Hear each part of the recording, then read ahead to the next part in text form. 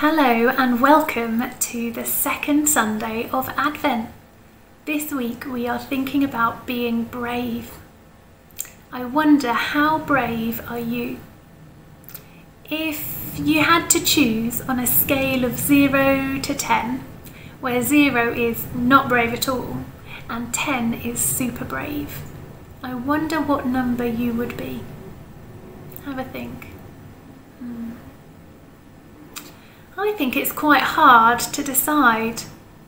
I think I'm more brave on some days or in some situations than others. What does it even mean to be brave? What's the opposite of brave? Maybe the opposite of being brave is being scared. But actually, you can still be brave when you're feeling scared. Being brave is when you're ready to face the things that you're a bit scared of or a bit worried about. Maybe something that's going to happen, something you need to say or do. And even though you're feeling a bit scared and worried on the inside, you're still willing to face it and give it a try. I wonder if you can think of a time this week or in the last few weeks when you needed to be brave. Maybe there was something difficult that happened. Maybe you got hurt. Maybe you had to say or do something, or stand up for something that wasn't right, or speak up for someone that needed support. I wonder, when were you brave? Sometimes different things can help us to feel more brave. I think if you know that someone's going to be with you, or if you know that God is going to be with you, then you can feel more brave. Now today, this week, we're going to be thinking about some people who were very brave. Do you remember a few weeks ago when we talked about Samuel and how God would choose specific people to talk to that would share his messages with the world? Well, today we're going to hear about some more of those people. We're going to think about Moses and the prophets who bravely spoke up for God and looked forward to his kingdom coming. And we're going to think about how now it's the time for us to tell the world about God's love for them.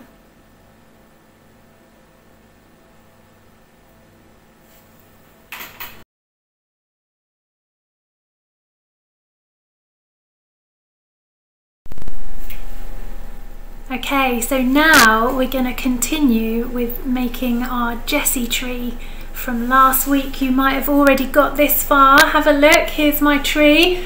Oh, all these branches. You can see some of the decorations that we added last week when there were quite a few different people we were thinking about. And this week we're going to add 5 more decorations. Now, if you haven't yet started your Jessie tree and you want to know how to do it, have a look at the email that I sent through, or have a look at last week's video, and that will give you an idea of how to get started. But you can just collect yourselves some sticks or find a good tree with some branches to hang things on. So this week we're going to add to our tree. Just pop that down carefully. Whoop. So the first person or people that we're thinking about this week, from remember it's about Moses and the prophets, is Moses. Moses and Miriam and Aaron. Baby Moses was saved by being hidden in a basket that was floated along the river and hidden in the bulrushes. He was looked after by his sister Miriam, who made sure that he was kept safe and looked after. And when he had grown up, a lot of things happened in Moses' life. He was working out in the middle of nowhere when something amazing happened. He spotted a bush that was burning. Except the bush, maybe it looked a bit like this one, wasn't burning up. And he thought, that's strange. So he went over, and as he came close, he heard a voice calling him, Moses, Moses. And it was God calling Moses. And he told him to take off your shoes, you're standing on holy ground. And then he told him about the special plan that he had for Moses. He said, I want you to go and rescue my people. They're very unhappy in Egypt. And I want you to go and set them free. And Moses was a bit worried and a bit afraid. And he said, God, I'm not sure. I'm not very brave. I'm a bit shy. I'm not very good at talking. And God said, I will be with you. And he also sent his brother Aaron so that they could do it together. What an amazing story.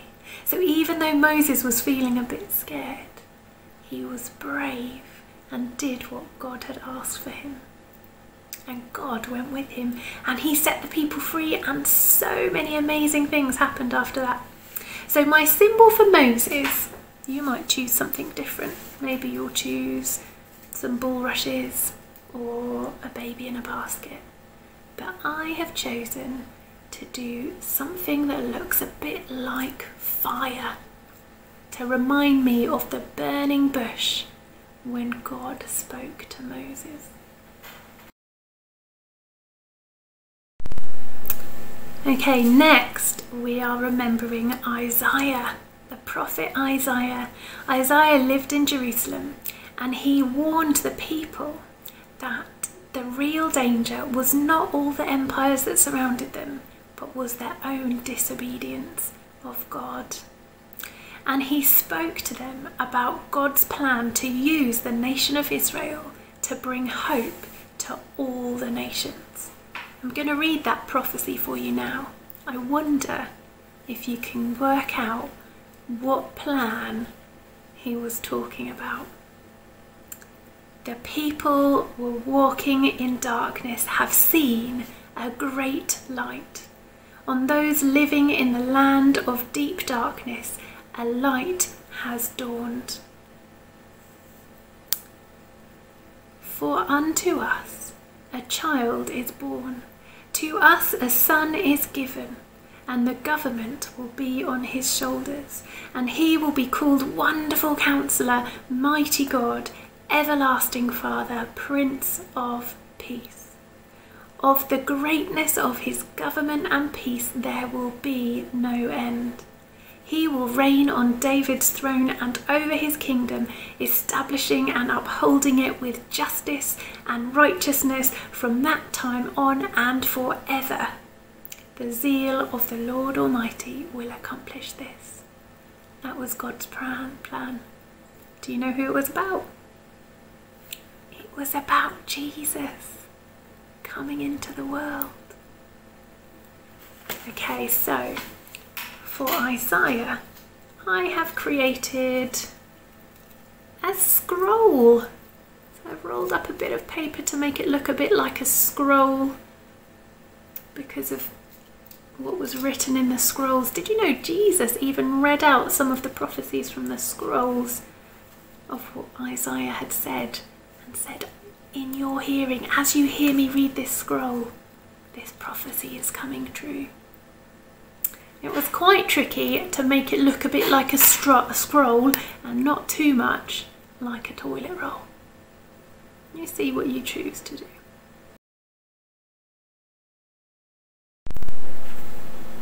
Next, we're thinking about Jeremiah. Now, did you know that Jeremiah was very young when God first called him to be a prophet? And he was a bit worried that he might be too young. Let's see what happened. The word of the Lord came to me, saying, before you were in the womb, I knew you. Before you were even born, I set you apart. I appointed you to be a prophet to all the nations. And Jeremiah said, Lord, I do not know how to speak. I am too young. But the Lord said, do not say to me, I am too young. You must go to everyone that I send you to and say whatever I tell you to say.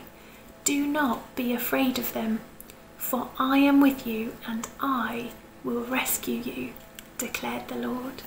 Isn't that amazing?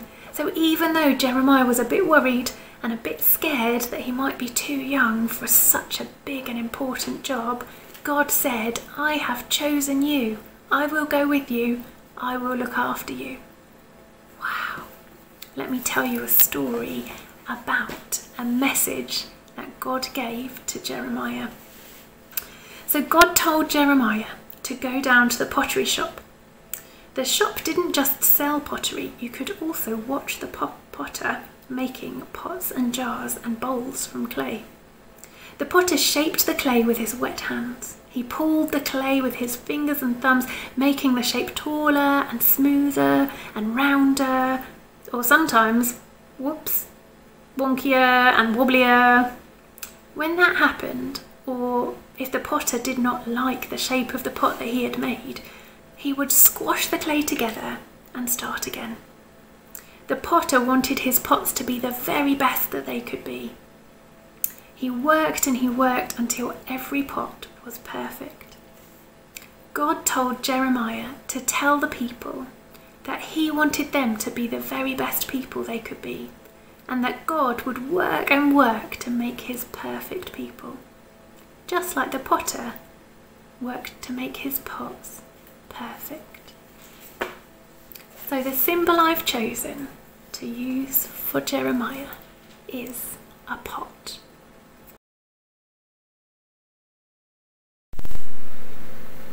Next we remember Ezekiel.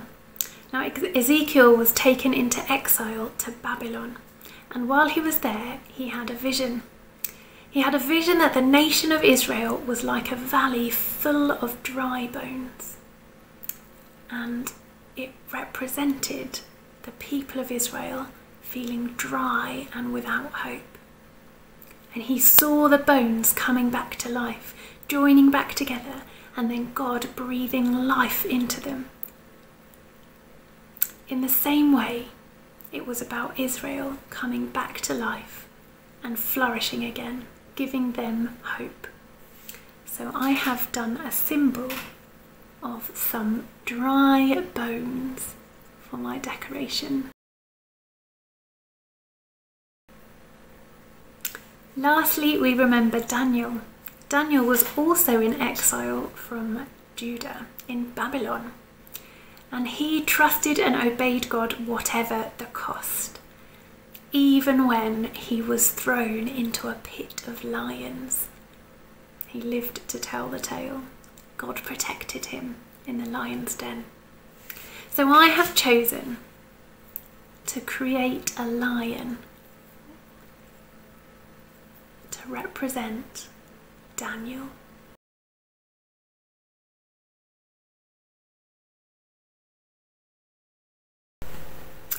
Everyone that we've remembered today had to be brave. Even when they were feeling worried or scared, they had to face their fears, and they spoke up bravely about God and the message that he had for his people. Even when the people didn't really like the message. Even when it was difficult or hard or scary. But they all knew that God was with them, and that helped them to be brave. Let us pray. God of courage, we thank you for everyone who has spoken bravely of their faith in you. God of promise, help us to listen to you and to speak out for you. Help us to keep looking for the coming of your kingdom. Come, Lord Jesus, come.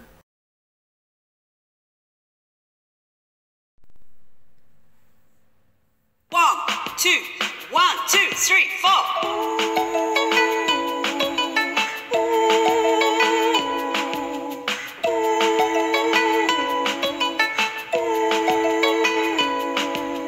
You say I'm an overcomer.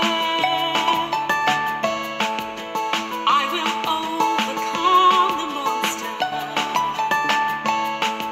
I may be small, but I'm